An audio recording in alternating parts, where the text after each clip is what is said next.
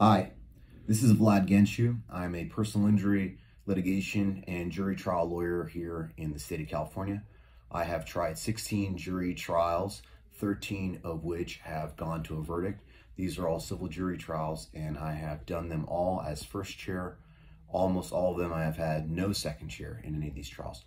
I want to talk to you today about the concept of agility and being quick and nimble in trial, while also abiding and respecting the judge's rulings. I recently did a very relatively complex case. It was a non-personal injury case. And when you're doing any kind of civil jury trial, you need to understand that you really have two audiences. One is the presiding judicial officer, the judge, and the other one is the jury. The jury are really drafted there. They're brought there by a summons, and they're brought there to be there for a short period of time, relatively, a week, 2 weeks, maybe even a month. It's a long period of time for them. But in terms of the legal field, legal practice, it's a very short period of time that they're actually touching the legal field. And they're there to judge the facts. The judge, he or she tries cases maybe once a month, maybe 4 or 5 times a year. If they're a dedicated trial courtroom that does only in LA County personal injury cases, they're trying cases, every single month. So they know the law, but they often have a very, different approach to it, some judges from other judges. So I want to talk to you about the specifics of a case without going into, too much detail here.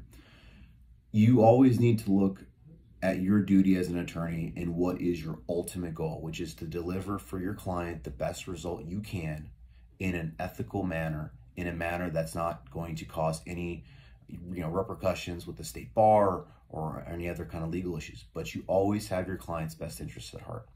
Many judges, especially on cases that are complex, maybe if it's a business case or a real estate case, will prefer you to have a bench trial. They're going to think that in many ways the jury might gloss over, they might not understand the law, they might not understand the facts. It might take the judge, 1 or 2 readings of the trial brief itself, which the jury does not get the benefit of, for the judge to really kind of get a grasp of what's going on. Also, the judge, obviously has a lot of cases on his or her docket. So in many ways, it's better in the judge's mind for it to be a bench trial, because what happens then is the judge hears from both sides attorneys, all the witnesses, the plaintiff, the defendant, or whatever, cross-complaint, cross-defendant, and it is then taken under submission. So the judge reviews all the evidence, and maybe a month later you get your bench verdict, your judge verdict. But you really have to ask yourself a very tough question, a very difficult question. Is that in the best interest of your client? You don't have to go with what the judge wants just because the judge thinks that's the best way for the trial to go. If you have a right to a jury trial and you've posted your $150 deposit, then you should go forward with a jury trial if your client is willing to do that, if it is in your client's best interest. You're not violating any judge's orders by saying, Your Honor, I would like to have a jury trial in this case. You need to think very long and hard if it benefits you in a complex case to have a jury trial or a bench trial. Ultimately, you got to ask yourself, what am I trying to accomplish? If you're on the defense in a business litigation case or a real estate case where the other side has to prove their case, and whether they understand the case or not, that is almost beside the point. The point is, will the jury understand the case? If you're defending a case and it is a complex case and there's a chance that the jury does not understand what's going on because either the attorney for the other side does not present it, hasn't really sat down and thought, gee, what are my real trial themes? What am I trying to get across to this jury? Forget that I know this case for 4 years. The question is, will the jury be able to understand it in a week, right? Or are they going to just gloss over it? If you're defending that case, you have a strategic decision to make. Are you going to trust a jury to look at the facts and possibly render a verdict in your client's favor because the other side just can't prove their case?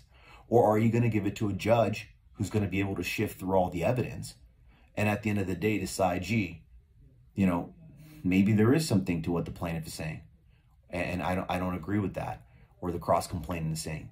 The reason why I'm saying this is especially for young attorneys and attorneys who don't have a very strong rapport with their clients, they might make the mistake of just going with what the judicial officer says. And I don't mean by that, respecting a judicial order. That's different. You have to abide by motion and ruling orders. I'm saying where a judge says, I really think you should do a bench trial. Well, you have the right to a jury trial if you post the jury fees. If you demanded jury fees and you posted jury fees in time, and the other side didn't, they may have posted jury fees too, and you also posted fees, or they didn't post fees and you did, or even if you did and you posted them late and they didn't move to strike a late posting, if you have the right to a jury trial, that is your constitutional right. That is your 7th Amendment right under the U.S. Constitution. And in the state of California, you also have a right to a civil jury trial. And you have the right to exercise it for whatever grounds you believe is ethical, right, strategic, and makes sense for your client, as long as your client is fully informed of the consequences of that exercise, of their basically their civil rights, their constitutional rights to have a jury trial. Now, you might get a lot of judges who say, I'm not going to, and this is totally within the judge's, parameters and rights, and to say, look, if you get a jury trial, if you get a verdict against you, Court of Appeal most likely isn't going to set it aside. And I'm not going to act as this 13th juror to set it aside. I'm not going to grant a motion for a new trial or a motion to set aside the verdict or a remitter or an additor. And that is 100% within the court's rights. But it's also important to note that you, as an attorney and your client, have the 100% right to say, Your Honor, I understand what the court is saying. We have thought about it and we have discussed it, and you have to talk to your client about it. But we are going to be trying this case to a jury. And you often see that in personal injury cases. Usually the side that almost always demands jury and posts the fees first is the insurance defense side, the defendant. And the reason they do it is because they're convinced that a civil jury will most likely, look at a lot of the aspects of the case, especially in a smaller case, in a so-called fender bender case. They'll look at the pain and suffering aspect skeptical, and that's why they demand a jury trial, that they think they can wash out the plaintiff. They have 100% the right to that. That is their 7th Amendment right. It might not be pretty to phrase it that way, but, we're being brutally honest here. And if the defense wants a civil jury trial, they're going to get one if they post their $150 fee. They're going to post their $150 jury deposit. They're going to get their trial. And then you, as a plaintiff's lawyer, you got to understand how to try a jury trial. And if you're on the other side, you also have to know that there's certain things that are going to work, in terms of presentations. There are some things that are not. You're going to have to understand the art and science of jury selection. But the point that I'm trying to make here is, if you're getting into a case where it's more complicated, because, whatever, there's just a lot of things going on. It might be a business case, an employment case, whatever. And there's a lot of, there's some legal aspects, there's contracts. You got to look at it this way. Our civil justice system is guaranteed by the Constitution of the United States of America and by our state constitution here in the state of California. You have the right to exercise your right to a civil jury trial in any matter that involves, unlimited jurisdiction, dispute over $25,000, and is a factual dispute, not just a legal dispute or an injunctive matter. Do not be browbeated by a judge who basically is telling you the jury's not going to get it. If you're on the side where you're defending the case, that's the plaintiff's problem or the cross-complainant's problem. If you're on the cross-defendant side or the defendant side, and you don't have to prove your case, and the defense or the complainant or the cross-complainant did not, frankly, they're not trying their case right. They didn't think about the themes. They didn't think about ways to explain things to a juror. Some jurors might have PhDs. Some might be medical doctors. Some might be accountants. Some might have 4th grade educations. If they didn't understand how to try a case to a cross-section of the American public, of the public of California, of our citizens in California, of LA County, Orange County, San Bernardino, Kern County, Ventura, Riverside, they don't know how to try a jury trial in Kings County, and they only think they're going to win in front of a judge, why would you consent to that as the other side? It's ridiculous. You're not doing anything wrong by saying, Your Honor, we've thought about it, and we're going to exercise our constitutional duty, our constitutional rights.